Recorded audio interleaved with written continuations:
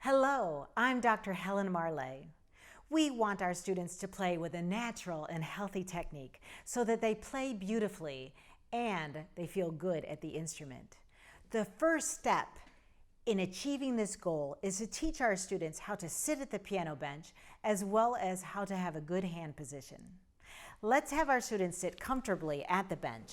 They will sit in the front part of the piano bench, and they will sit in the middle of the keyboard, which is between middle C and treble G. Let's have our students imagine a daisy growing through their spine and out the top of their heads. This will help them to sit tall and long. There are 4 natural curves to the spine, and this enables us to have flexibility and balance when we play the piano. The students will notice that their legs and their torso form a tripod, and this gives great control and balance over the keyboard.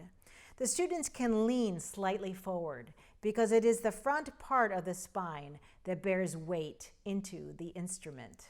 If a child is too small to reach the floor, let's go ahead and get a stool or some books so that the students feel grounded.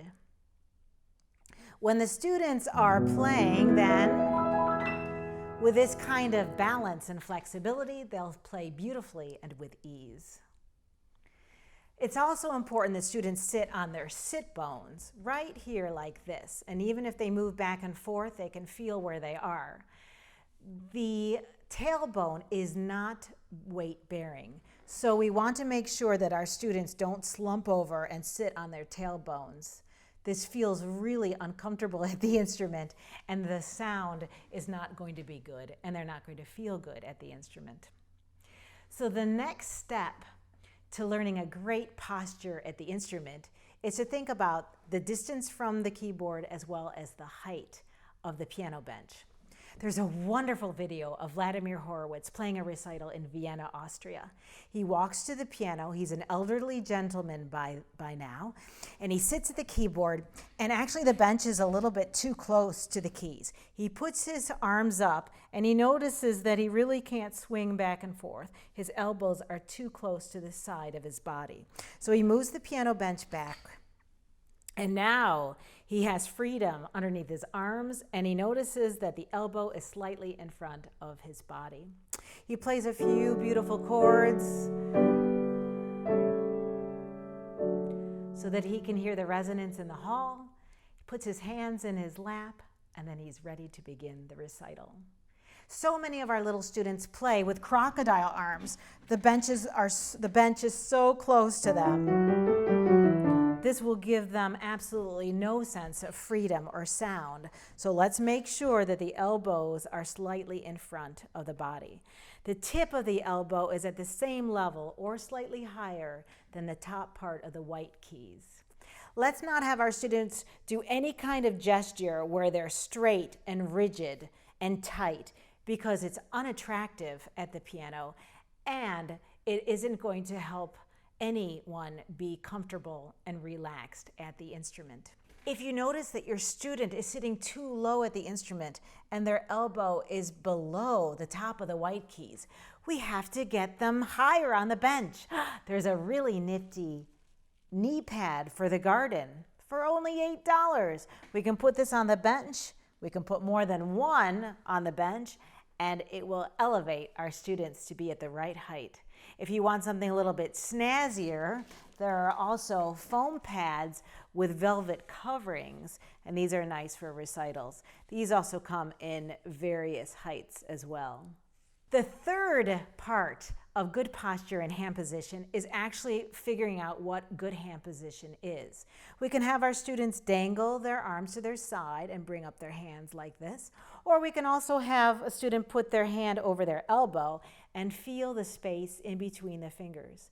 They bring up their hand then to the keys, nicely molded like that, and they'll notice that these 4 knuckles form a very strong bridge. This is imperative for good piano playing.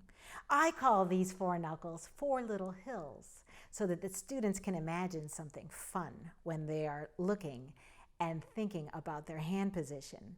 We can ask our students what letter do they see between the thumb and finger 2, and they'll say, I see a letter C.